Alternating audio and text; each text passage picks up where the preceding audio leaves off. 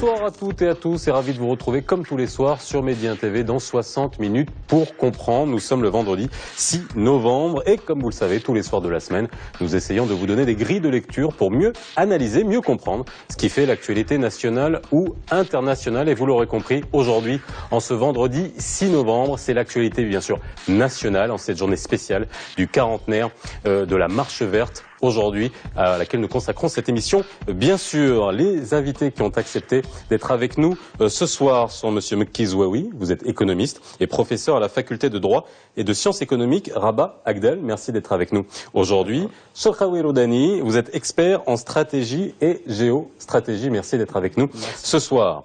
40 ans aujourd'hui, 40 ans que des centaines de milliers de Marocains venus de toutes les provinces du royaume se sont réunis dans un élan pour marquer leur attachement à notre intégrité territoriale sous l'impulsion de Sa Majesté le roi Hassan II.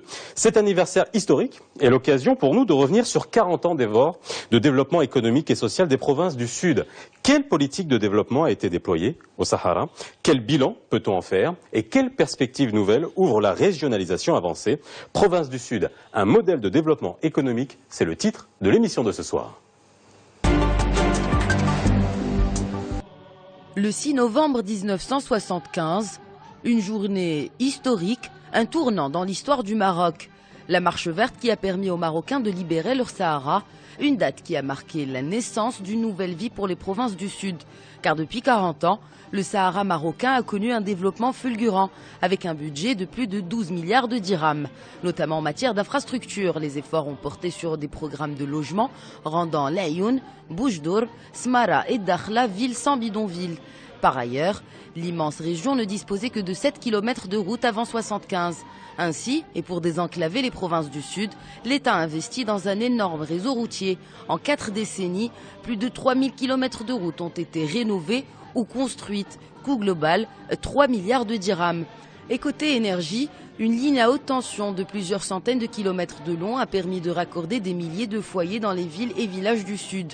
Pour ce qui est du secteur portuaire, là aussi, un véritable décollage des installations, notamment à Boujdour, avec l'installation de sa plateforme portuaire qui a nécessité un budget d'environ 380 millions de dirhams.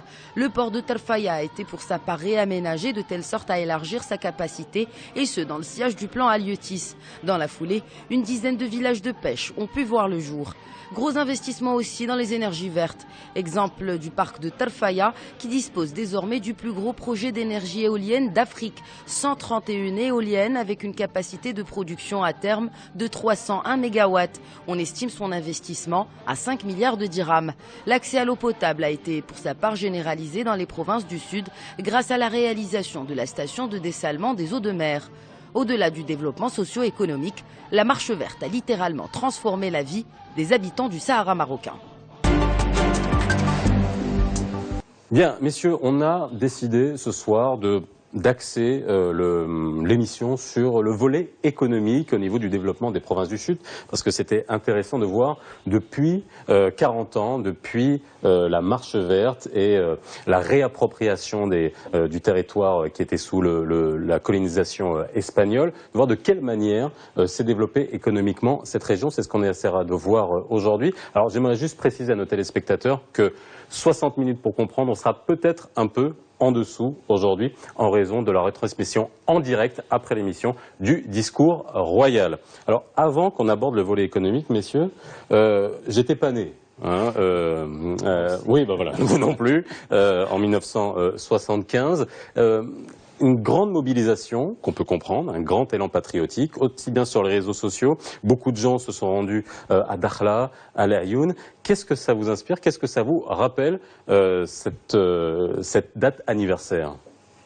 Moi, ça me rappelle un moment important de ma vie d'étudiant, parce qu'à l'époque j'étais étudiant en France, et plus précisément à Grenoble. Et comme toute la communauté, comme beaucoup d'étudiants à l'époque, nous étions très politisés. Et nous suivions avec énormément d'attention cet événement qui, pour nous, on avait ce sentiment que le Maroc vivait un moment crucial de son histoire et que c'était un tournant politique, en ce sens que Hassan II, à l'époque, on avait le sentiment qu'il jouait un coup de poker, tout simplement, et qu'il mettait son régime en jeu. Alors, d'où l'excitation à tout point de vue, d'autant plus que nous, à l'époque, nous étions des opposants politiques. Il faut voir le contexte de l'époque, forte répression. La plupart des étudiants faisaient partie du mouvement de gauche. Moi-même, j'étais à l'USFP à l'époque, qui venait de connaître son congrès extraordinaire, qui avait clarifié sa ligne politique et sa vision idéologique. Donc, vous voyez un petit peu le contexte. Alors, on vivait une frustration de ne pas pouvoir participer. On vivait de loin, les communications à l'époque n'avaient rien à voir avec celles. On était accrochés au téléphone, pas le portable, mais le fixe à l'époque pour nous tenir au courant. Et le rapport, alors c'était quand même excitant, parce qu'il n'était pas gagné d'avance, ce coup de poker, ce pari, parce que rien ne prédisait qu'il allait y avoir l'agonie de Franco au moment crucial de la marche verte. Et c'est là où le hasard joue dans l'histoire. La chance, d'une certaine manière. D'autant plus qu'à l'époque, le rapport de force entre l'Espagne militaire, entre la France, était totalement disproportionné. L'armée marocaine était décapitée après les 2 tentatives de coup d'État. Et vous imaginez un petit peu la manière avec laquelle on suivait le scénario. Et puis, évidemment, tout de suite après, c'était l'UNEM où nous militions, où toutes les forces politiques se rencontraient, même les opposants à la thèse marocaine à l'époque, parmi les étudiants, une minorité. Et on a conscience plus tard que ça a été le creuset d'une conscientisation d'une bonne partie à l'époque de l'élite marocaine allait devenir par la suite un certain nombre de dirigeants, etc. C'est en ce sens que c'était pour nous un moment important dans l'histoire personnelle et de beaucoup d'autres étudiants. C'est ça, oui. Pour nous... Alors nous, c'est la génération d'après, tout à fait. Finalement. On nous a transmis tout ça, et on a grandi avec tous ces anniversaires de la Marche Verte chaque année. Et c'est vrai qu'en entendant ce témoignage-là, on voit de quelle manière ça a pu, dès la réalisation de cette marche, on va dire fédérer tout clivage confondu à l'époque sur une cause qui était commune. Effectivement, tout à fait. En fait, nous, cette génération post-marche verte des années 75, c'est une fête, je me rappelle très bien quand j'étais à l'école, pour nous, c'est avec les chansons des grands chanteurs qui ont chanté pour la marche verte. Dans la voilà, tête, tout à fait. Donc, ça fait un petit, c'est émotionnel, et aussi la marche verte pour cette génération post-1975, c'est le patriotisme, c'est le sacrifice, c'est le dévouement à la père patrie, c'est le Maroc, c'est 350 000 personnes qui ont marché pour l'intégrité territoriale du Maroc, des femmes et des hommes qui viennent du Maroc, de toutes les régions du Maroc, pour une seule cause. Pour nous, c'est la force du Maroc. Et c'est ça qui fait aujourd'hui que cette fête, cette célébration, c'est toujours un moment pour donner un fort élan à cette unanimité, à cette solidarité, à cette façon de concevoir les choses avec l'ensemble, avec tout le monde.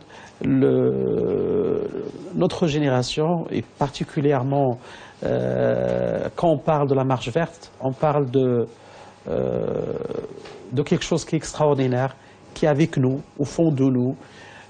C'est le subjectivisme marié avec un objectivisme de servir cette nation avec force et avec courage, de regarder l'avenir. La marche verte, c'est le passé, mais c'est le présent.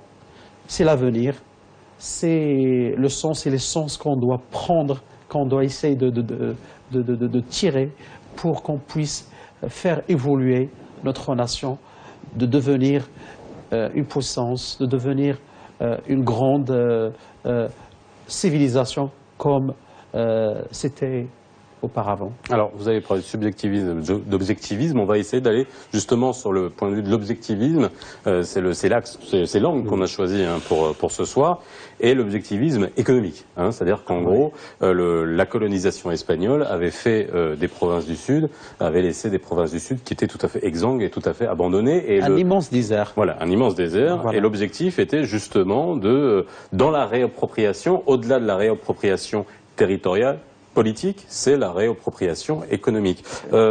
Aujourd'hui, qu'est-ce que représentent par rapport au Maroc les provinces du Sud? Ce que représentent aujourd'hui les provinces du Sud, économiquement parlant, j'entends bien par rapport à l'ensemble du Maroc, c'est 2 à 3% de la population, équivalent 2 à 3% du PIB, la même chose pour les exportations, un peu moins pour les importations. Voilà grosso modo ce que cela représente, c'est-à-dire finalement une part très faible, mais qui est proportionnelle tout simplement à sa population, mais disproportionnelle évidemment à l'étendue du territoire. Près de 60% du territoire. Près de 60% du territoire. Alors, ce qui a à voir avec le recul d'une quarantaine d'années, comme cela a été rappelé, c'était un immense désert à l'époque où la colonisation espagnole était sous-développée comparée à celle de la France, et finalement, qu'est-ce qu'ils ont laissé? Quelques garnisons de soldats et puis 3 fois rien, en quelque sorte. Les images sont là, les expositions que j'ai pu voir il y a quelques jours en témoignent encore. Et aujourd'hui, on a un bouleversement tout à fait, une mutation profonde, une révolution, des révolutions, sens étymologique du terme, à tout point de vue, démographique, économique, social, culturel, qui se traduisent tout simplement, si on peut prendre des indicateurs synthétiques de développement, comme l'indice de développement humain, qui est censé refléter un petit peu l'évolution du pouvoir d'achat, du bien-être des populations. On peut dire, en 1975, il était bien en deçà de celui du reste du Maroc. Il y a eu un rattrapage vers le milieu des années 80. Et aujourd'hui, les provinces du Sahara se classent, sont considérées à peu près comme au même niveau que ceux des régions de Casablanca et de Rabat Salé. C'est juste pour vous dire, bien au-dessus de la moyenne nationale. Alors, si on veut être encore plus précis, pour prendre quelques indicateurs encore spécifiques, comme celui du taux d'analphabétisme, il faut voir que celui de l'Aïoun, par exemple, est le plus faible du Maroc. Il est à 20% aujourd'hui, alors que la moyenne nationale est encore à 32%. Pour celui de la scolarisation des enfants de 7 à 12 ans, les provinces, les régions de Dakhla et l'Aïoun se classent tout à fait en premier. Avec quelque chose d'assez intéressant à observer, c'est que l'Aïoun est la seule région au Maroc où le taux de scolarisation des filles dépasse légèrement celui des garçons. Alors que partout, j'ai vérifié un petit peu les statistiques récemment du recensement de 2014, en dehors de Tanger, qui est un cas similaire, la région de Tanger, et effectivement. Donc voilà, c'est quelque chose pour voir un petit peu aussi. Qu'est-ce qui explique cela? J'ai pas d'explication particulière. Ou alors c'est culturel? Non, mais c'est un très faible, qui n'est pas très significatif, mais quand même assez intéressant à révéler. Oui, c'est intéressant à souligner. Si on parle de l'anthropologie, toujours les régions du sud du Maroc, d'ailleurs, on parle de taux de scolarisation, on parle aussi de taux de participation dans les élections, récemment les élections communales et régionales. Le taux le plus important enregistré au Maroc, c'était dans les provinces du Sud. Et ça montre que les habitants des provinces du Sud sont toujours avec cet engouement d'être impliqués, de travailler, de voir les choses d'une manière commune et de faire restructurer. Il y avait cet engouement aussi de travailler, de développer la région et d'essayer d'asseoir une économie très forte. Bien évidemment, les provinces du Sud, c'est l'histoire. C'est une histoire, c'est la colonisation. Le colonisateur, les Espagnols, quand ils sont partis, donc ils ont laissé, comme je viens de dire, un immense désert. Il n'y avait rien. C'est une zone appauvrée, une zone insalubre, il n'y a rien du tout, pas d'infrastructure. Aujourd'hui, lorsqu'on compare l'évolution économique, le développement économique et humain dans les provinces du Sud, c'est comparable à aujourd'hui, on se découvre qu'il y a une posture semi-européenne. On parle de la ville de Dakhla, de l'Aïoun, ce sont des villes qui sont plus importantes, plus développées que des capitales capitale à des pays africains très connus. Les gens qui ont visité l'Afrique, qui ont visité certains pays de l'Asie, on découvre que l'Aïn, Dakhla et Oujda, ce sont des villes qui vraiment en avance dans le développement économique. Ce qui est très important. Pourquoi? Parce que le Maroc, il a vu d'une manière stratégique les choses. Le Maroc, il a toujours été avec cette approche de donner un fort élan à ses relations sud-sud et nord-sud. La région du Sud, géographiquement parlant, est très importante dans la mesure qu'il peut devenir une plateforme de coopération avec le Sud et aussi avec l'Europe et avec l'Atlantique. Donc, il y avait vraiment un effort considérable qui a été fait, qui a été mené et qui a été aussi le fruit d'une solidarité marocaine. N'oublions pas le discours de Sa Majesté le roi Mohamed VI lors de la célébration du 39e anniversaire de la Marche verte l'année dernière, que le contribuable marocain, il a joué aussi un rôle très important. C'est cette solidarité d'aller vers les provinces du Sud, de faire avancer les provinces du Sud, que le Marocain, à chaque un dirham de recettes des régions des provinces du Sud, il y a 7 dirhams qui ont été investis dans la région. Donc, c'est pourquoi aujourd'hui, on voit que certains chantiers aujourd'hui sont comparables à ce qu'on voit dans certains pays développés. Même, j'ose dire qu'aujourd'hui, les provinces du Sud, dans certains secteurs comme le portuaire ou bien les infrastructures, sont très importants. Quels sont justement les potentiels de développement, juste pour qu'on puisse comprendre, parce que c'est vrai qu'on peut se poser la question. Vous savez qu'il y a beaucoup de gens qui ne sont pas allés dans les provinces du Sud. Il y a beaucoup de Marocains qui s'y sont jamais rendus. C'est l'occasion. Là, je pense qu'il y en a beaucoup aujourd'hui qui s'y sont rendus. Mais le potentiel de développement, la pêche, bien sûr, on a le phosphate, on a mais quel il faut peut-être commencer par le commencement, le potentiel humain. Le dynamisme démographique des provinces du Sud est bien plus fort, bien plus soutenu que celui du reste du Maroc. En ce sens que, je prends l'exemple de la région de Dakhla, c'est une population relativement jeune. Pour cela, il y a un critère, la proportion de la population qui a 60 ans et plus est, je crois, 3,5%, voilà, comparé à une moyenne nationale de 9,6%. Oui. C'est juste pour vous dire. Donc une population très jeune. Qui s'explique par un indice synthétique de fécondité, enfin, en d'autres termes plus simples, le nombre moyen d'enfants par femme en âge de procréer qui est bien supérieur à celui de la moyenne nationale. Donc cela, c'est un atout considérable. Ce dynamisme de jeunesse, il pose à court terme des problèmes effectivement de pression de la demande sur le chômage est important, effectivement sur le chômage, mais d'un autre côté, c'est un gage pour l'avenir d'une certaine manière. Ça, c'est un atout important.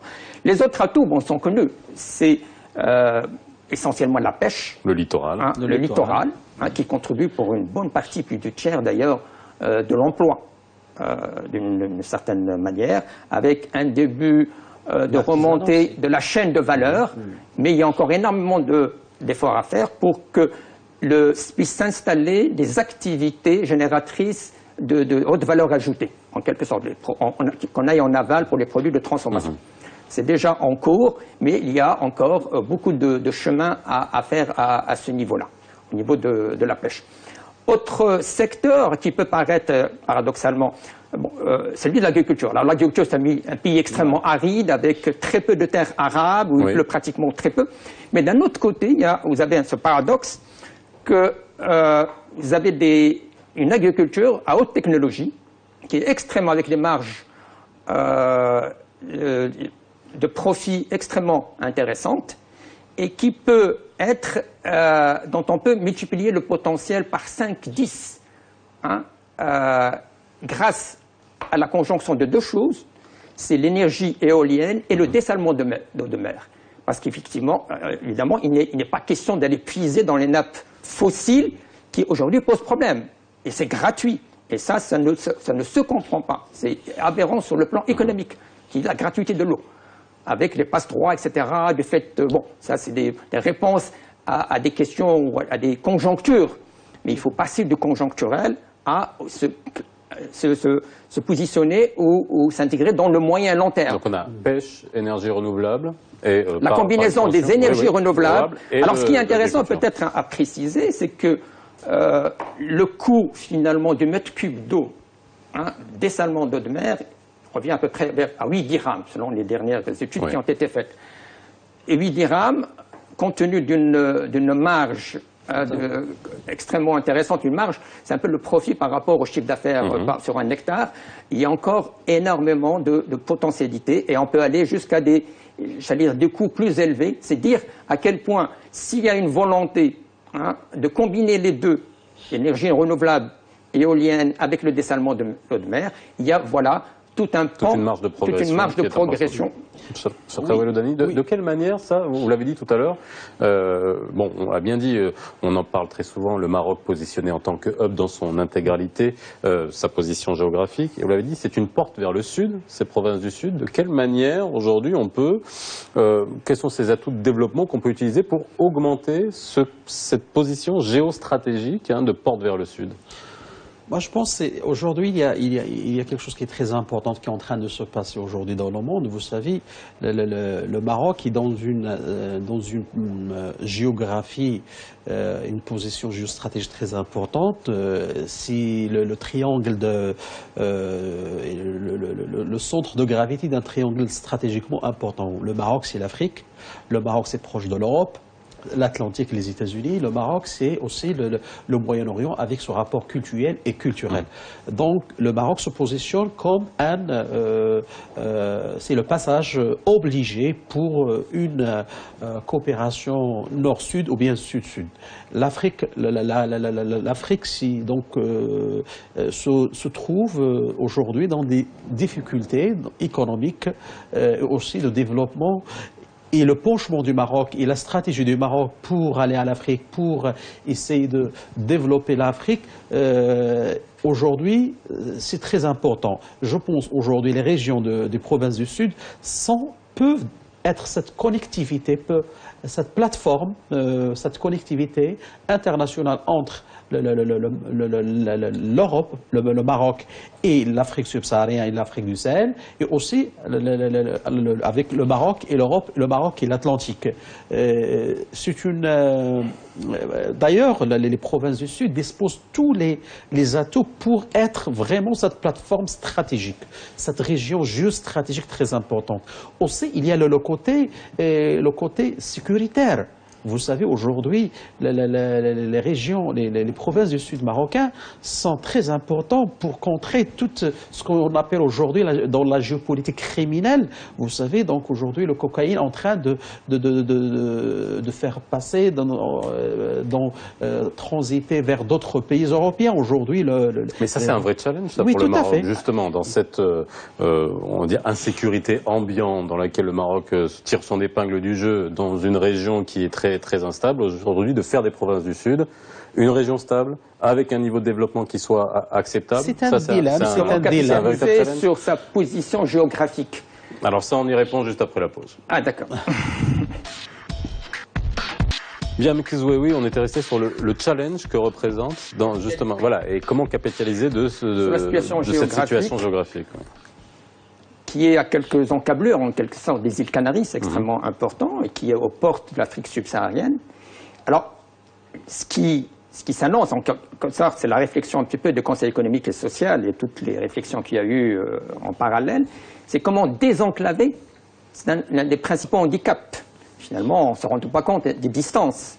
Vous le disiez tout à l'heure en aparté, quand vous aviez été en cross-moto à l'époque où vous étiez encore plus... Ça fait un paquet de kilomètres. Ça fait un paquet. Alors, il y a le désenclavement numérique qui est en cours, mais qu'il faut approfondir. Il faut que tout le monde ait le Wi-Fi en même temps que... Enfin, la même qualité qu'à Casablanca, qu'à Laayoune et à Darna. Je crois qu'il y a des programmes ambitieux qui sont... il y a aussi le désenclavement, surtout des transports. Les infrastructures. Alors, les infrastructures... La connectivité électrique, il y a des choses qui se font à ce niveau, il y a des choses ambitieuses, il y a des projets ambitieux, mais aussi au niveau physique cette fois-ci, on peut imaginer une compagnie régionale aérienne qui serait dévolu. Ça, c'est le même qu'on peut imaginer. C'est important, mais le même qu'on imagine. Ce qui marche très très bien, c'est la télévision de l'Aïoun qui impacte énormément, qui a été faite finalement avec peu de moyens au départ, dont on se rend compte aujourd'hui de l'importance. Et sur laquelle on peut greffer énormément de choses, sur le plan du culturel, pour la valorisation de la culture hassani, qui est un atout majeur dans le aussi bien sur le plan économique, sur le marketing territorial, sur l'image des provinces du Sud, et sur ces caractéristiques particularismes qui font de la civilisation hassani, disons-le ainsi, culturelle. Moi, je fais partie de ceux qui étaient pas très sensibles à cette musique hassani au départ. Aujourd'hui, je suis demandeur, je vais acheter des cassettes en ce sens. Oui, ce qui est très important, c'est que vous avez parlé des infrastructures, tout ça, mais n'oublions pas aujourd'hui que nous sommes dans un grand chantier qui est la régionalisation avancée. Alors justement, la c'était ma question. La déconcentration du pouvoir. Je pense que ce chantier de la régionalisation avancée va porter beaucoup de choses. Alors de quelle manière concrètement? Sincèrement, d'ailleurs, déjà, dans les lois aujourd'hui, quand on parle de la région, il a un pouvoir autonome, il a un financement autonome, il a une force de proposition. L'élite des provinces du Sud vont avoir, donc l'élite sociale ou bien économique, vont avoir beaucoup de liberté, beaucoup d'impact, beaucoup de fluidité, d'instaurer, de restaurer, de travailler. Je pense qu'il faut attendre les mécanismes, les outils aujourd'hui, de créer une sorte de solidarité entre les régions. N'oublions pas la région d'Agadir aussi, qui est une région très riche, qui va apporter son soutien, qui va apporter son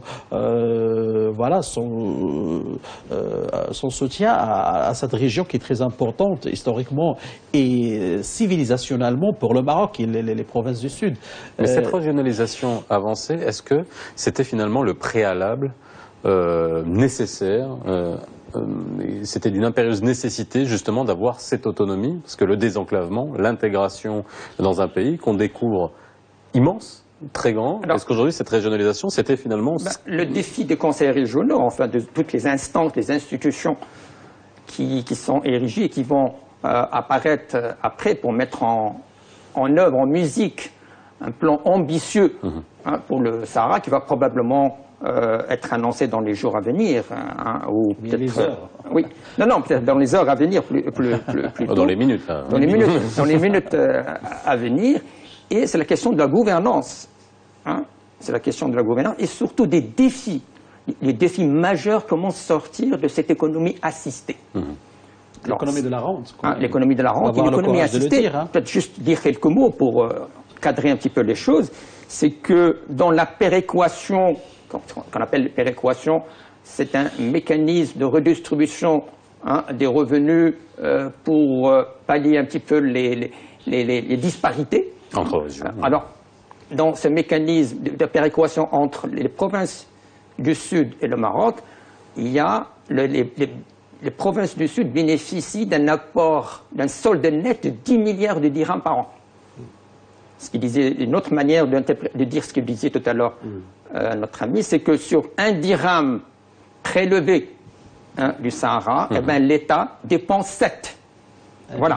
Évidemment, c'est un système qui ne peut pas durer, parce qu'il conduit droit au mur. Il y a une impasse.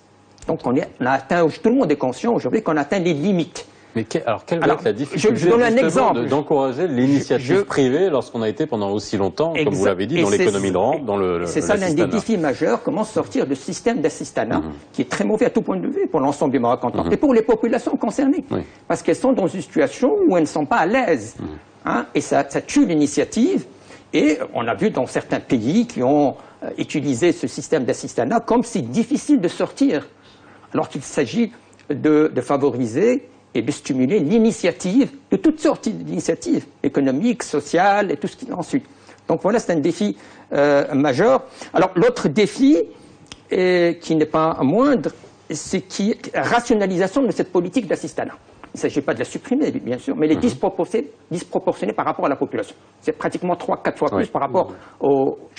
Donc on ne peut pas rester dans... Donc il faut la rationaliser et mettre des mécanismes similaires à ceux qui sont au Maroc, parce qu'elle n'est pas ciblée, il y a beaucoup de personnes qui en profitent alors qu'elles ne devraient pas, etc. Bon, beaucoup de choses qui peuvent se faire, alors qu'il y a d'autres qui ne sont pas servis et qui ne sont pas dans les radars d'une certaine manière. Oui.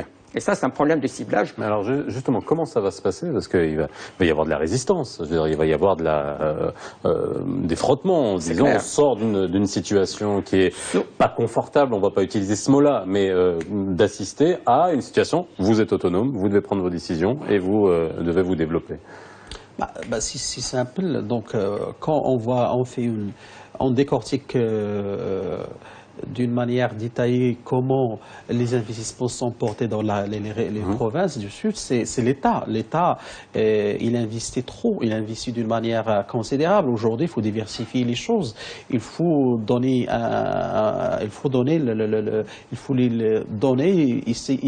faciliter l'accès des PME, des PMI, des entreprises avec des projets structurants ou faire intégrer l'élément humain, l'homme dans le développement. Aujourd'hui, quand on parle de l'autonomie, c'est la gestion locale par l'élite locale des affaires locales de la région. Et l'élite doit aujourd'hui, l'élite sahraoui doit assumer à la lumière de l'histoire, à la lumière des défis, des enjeux, doit assumer ses responsabilités dans le développement. On doit maintenant rendre compte, parce que quand on parle de la régionalisation avancée, il ne faut pas oublier aussi, il y a une constitution en 2011 qui a été là, donc où il y a une reddition des comptes, assumer la responsabilité avec la reddition des comptes. Aujourd'hui, donc l'élite et partout dans le Maroc, c'est pas que... Alors justement, la question c'est comment on va pouvoir attirer aussi les ressources humaines qu'on peut avoir sur l'axe économique du Maroc, les amener à vouloir investir, l'attractivité de la région pour les... Ça, c'est l'un des plus grands défis. Oui.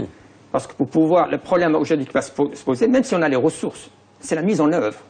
Et pour qu'il y ait une mise en œuvre adéquate, il faut avoir les ressources de hautes compétences et pouvoir les attirer pour qu'elles s'établissent. Moi, je pense que c'est facile. Sincèrement, je pense que c'est très facile.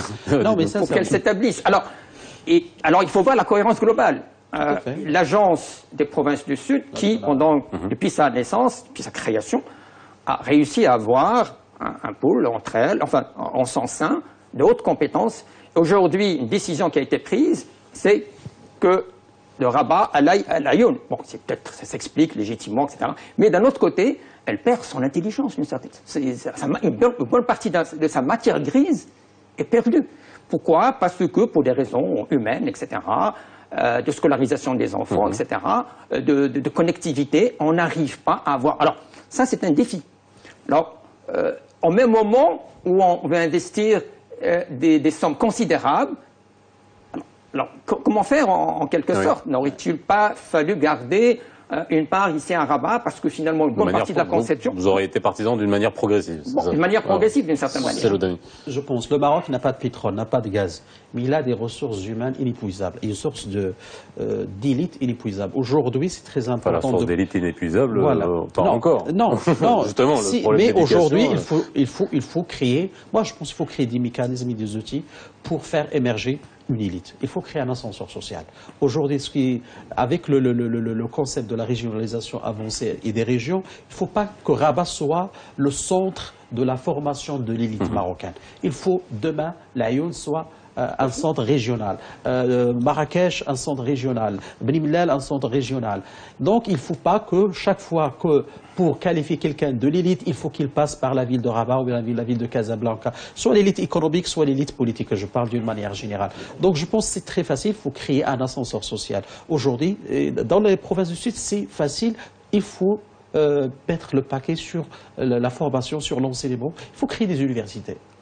C'est inacceptable aujourd'hui, les provinces du Sud, il n'y a pas des universités, il n'y a pas des écoles de formation, des ingénieurs. D'ailleurs, quand on parle de la pêche, on parle de beaucoup de choses, de l'élevage. Ce sont des secteurs qui sont très importants, qui peuvent avoir des valeurs ajoutées dans l'économie nationale. Il faut créer des écoles spécifiques et spécialisées dans les domaines. C'est facile. Aujourd'hui, il y a quelque chose de très important. Dans le développement. Le volet formation, renforcement des capacités est fondamental et capital. D'autant plus que les taux de chômage... De toute façon, il faut décentraliser la matière grise comme tout le reste. Absolument, Bon. tout à fait. Les taux de chômage aujourd'hui dans les provinces du Sud sont bien plus élevés que la moyenne nationale, surtout chez les jeunes diplômés, qui frôlent pratiquement, qui passent 40%. Alors, je ne sais pas, est-ce qu'il faudrait plus de volontarisme, en quelque sorte, pour avoir une offre de formation beaucoup plus résolue, et pour qu'une partie de ces chômeurs, et ce chômage, vous savez qu'il a été la source des tensions qu'il a pu y avoir, etc., qui alimentent des frustrations et en quelque sorte des colères qui peuvent s'exprimer de temps à autre comme ça dans la rue. Quand je vous posais la question de l'attractivité, on sait très bien que pour l'attractivité pour les entreprises, ça passe souvent par la carotte fiscale. Oui. On sait très bien que dans les provinces du Sud, il y a aussi des avantages fiscaux. Est-ce qu'aujourd'hui, il faudrait continuer dans ce chemin-là, mais il y a également eu des abus de part et d'autre à ce niveau-là. Est-ce que ça, faut le régler, le caractère fiscal des provinces Alors, du il y a Sud? justement parmi les axes de réforme ou de plan d'action qui est annoncé par le Conseil économique et social de son rapport de 2013, c'est ce qu'ils appellent la normalisation fiscale. Il faut qu'il y ait une lisibilité de la part des entrepreneurs, parce qu'on ne sait pas très bien de quoi il s'agit. Il y a une sorte de clair-obscur dont on ne sait pas. Alors, il faudrait que soit annoncé, soit lisible cette politique fiscale comme cette politique sociale. Aujourd'hui, il n'y a pas de lisibilité des politiques publiques au niveau des... Ce qui fait que le privé, national comme international, reste relativement frileux. Il ne sait pas sur quel pied danser. Donc, je crois qu'il y a une grande... il doit y avoir une grande, je vais dire, politique ou une volonté, ou une nécessité, une nécessité de clarification de ces politiques. Il faut qu'on arrive à avoir une stratégie aussi lisible que celle d'émergence, par exemple, sur le plan industriel, qui, de l'avis des promoteurs et des opérateurs économiques, c'était l'exemple à suivre. Alors, j'espère que dans les mois à venir, sera mise en œuvre sur le plan de l'image, et sur le plan de la compréhension de la part des opérateurs, une politique aussi pour qu'ils puissent s'inscrire et prendre leurs décisions, pas uniquement dans le court terme, mais dans le moyen et long terme. Moi, je pense qu'aujourd'hui, à la lumière de ce qui se passe et à la lumière de ce qui arrive, et à la lumière aussi des enjeux économiques et le rôle que le Maroc peut jouer dans les relations Sud-Sud en mettant en place cette plateforme des provinces du Sud, une plateforme économique avec une connectivité internationale aérienne et aussi portuaire, il faut essayer de regarder les choses avec une autre façon de concevoir le développement économique. Je pense que le rapport du Conseil économique et social a apporté des réponses claires sur certains aspects, comment faire avancer les choses en mettant en place certaines planifications stratégiques inclusives, incluant bien évidemment le développement économique, mais aussi le développement humain. Aujourd'hui, l'humain doit être dans le centre de notre préoccupation. Les provinces du Sud sont une région, une zone très, stratégiquement parlant, très importante parce qu'il va asseoir cette vision marocaine de faire développer l'Afrique. Aussi, n'oublions pas qu'on est dans une zone stratégiquement parlant qui est en train de passer par des moments d'instabilité. Nous avons l'Afrique subsaharienne, le Sahel. Donc je pense que le développement de la région, de la zone des provinces du Sud va apporter des solutions, c'est pas que marocaines ou bien régionales, mais mondiales. Surtout, comme je viens de dire, à cette métamorphose qu'est en train de connaître l'Afrique, les problèmes sécuritaires, les problèmes le problème des migrations. Le problème des migrations, n'oublions pas que l'Afrique est en train de vivre des moments très très difficiles et dans les années entre 2022 et 2026, ça va être des moments difficiles pour l'Afrique, vu que c'est beaucoup de pays africains travaille avec voilà, avec le pétrole, avec la chute du prix du pétrole, donc ça sera difficile. Voilà, on devra faire face à voilà, des on mouvements devra faire face. Et je pense la zone des régions du Sud pour le monde aujourd'hui, c'est une région qui est très importante. Le Maroc donc va assumer ses responsabilités en développant et aussi en créant une zone tampon, économiquement parlant, c'est pas sécuritaire, mais une zone tampon pour essayer qu'il soit un modèle à faire émerger. Le modèle aussi, c'est de soit un modèle réellement, il faut que le volet culturel soit une des priorités. Ne soit pas occulté. Non seulement soit pas occulté, soit mis en avant. Il faut que réellement on puisse intégrer cette donne qui est extrêmement importante, que la culture est un levier de développement économique. Et que pour cela, il faut des hommes et des femmes de culture. Ça, c'est commun à... Exactement. Pour cela, il faut à toute la nation. À toute la nation. Oui. Non, mais spécifiquement, parce qu'il s'agit de valoriser la culture hassani, qui est un élément important constituant, comme je dit dans la préambule de la constitution marocaine, de l'ensemble de la pluralité culturelle marocaine. Ça, c'est extrêmement important. Et c'est une question de reconnaissance, de valorisation. Et aux yeux des populations du Sud, c'est extrêmement important, ceci.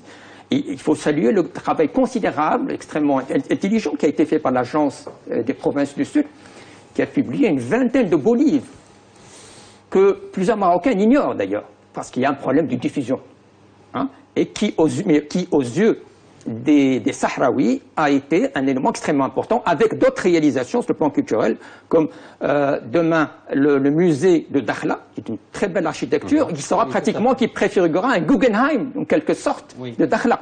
Mais alors, donc vous êtes en train d'avoir pas le concept, si, le concept de désenclavement culturel. C'est-à-dire qu'en gros, mais le reconnecter à l'ensemble des régions marocaines. Non, mais voilà.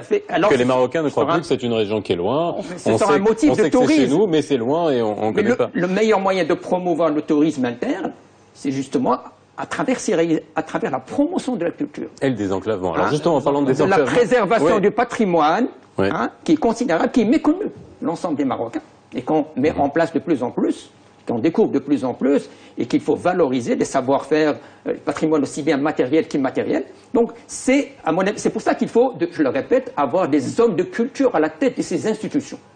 Ça, c'est extrêmement important. Si quelqu'un n'est pas sensible, s'il n'y a pas de leadership qui est sensible à la culture, croyez-moi que le résultat ne sera pas au niveau des espoirs mis dans ces institutions. Mais alors, le désenclavement, justement, on en a parlé tout à l'heure, on parle de transport aérien, mais la route est importante. Il y a de grands chantiers qui ont été mis en place. Je pense que la mise en place des infrastructures routières est très importante. Si, dans l'approche de la régionalisation avancée que nous sommes en train de mettre en place dans le royaume. Il y a l'autoroute Tisnet-Laayoune, élargissement de la route nationale Laayoune-Dakhla. Tout à fait. Ça, c'est très important parce que, d'ailleurs, quand on parle de tout ce qui est culturel, il y a des spécificités vernaculaires dans la société marocaine et particulièrement la population des provinces du Sud. Je pense aujourd'hui, ça, c'est un travail aussi que l'université marocaine est demandée à promouvoir une réflexion intellectuelle sur les mécanismes et les mécanismes de rapprochement. Parce que quand on voit par exemple la région de Sousse, la région des provinces du Sud, la région de Rif, la région de... Donc il y a certaines des choses communes. Donc je pense le savoir, la connaissance, il faut apporter des solutions, il faut apporter des réflexions sur cet aspect pour qu'on puisse faire émerger les choses d'une manière plurielle, d'une manière coordonnée, d'une manière cohérente, pour asseoir une culture qui va créer ce que je peux appeler l'identité nationale marocaine. Sizouaoui, pour le dernier mot, puisqu'après on doit rendre l'antenne. Bon courage pour le reste. Merci d'avoir été avec nous ce soir. À suivre dans quelques instants le discours royal, bien sûr en direct de Laayoune, suivi d'une émission spéciale sur Médien TV. Pas de rediffusion ce soir, vous l'aurez bien compris, une émission spéciale et d'un documentaire exclusif sur les ralliés de Tindouf. Excellente soirée sur Médien TV, excellent week-end, à lundi.